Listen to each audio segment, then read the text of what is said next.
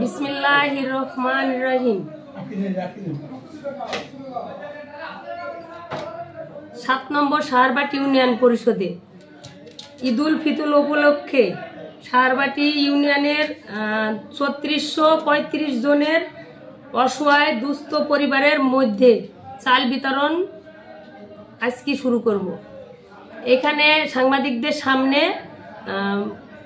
বস্তা মাপা হয়েছে।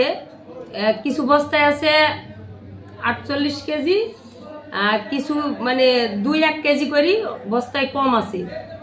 এটা যদি আমি এক একটা পরিবারে 10 কেজি করে চাউল পাবেন, যখন 2 কেজি বা 3 কেজি করে বস্তায় কম আছে, তাহলে এই ক্ষেত্রে আমাকেও 100-200 গ্রাম করে কম করতে হবে।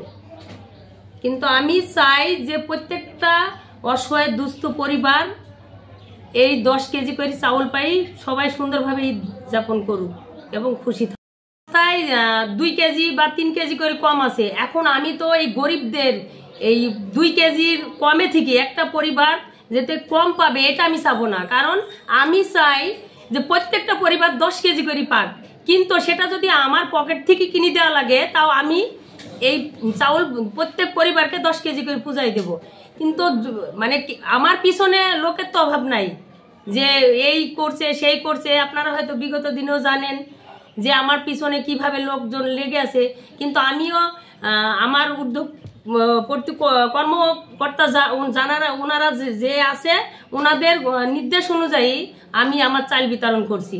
হ্যাঁ, আমাকে কিছু মানুষ প্রশ্ন করছে যে আপনি কিভাবে চালটা বিতরণ করছেন। আপনারা নিজ চোখে দেখে যাবেন যে আমি প্রত্যেকটা অসহায় ব্যক্তিকে 10 কেজি চাউলই স্কেল করে মাইপি দেওয়া হবে। যেটুকু কম পড়বে সেটুকু আমি আমার পকেটের টাকা দিয়ে কিনি পূরণ করে দেবো।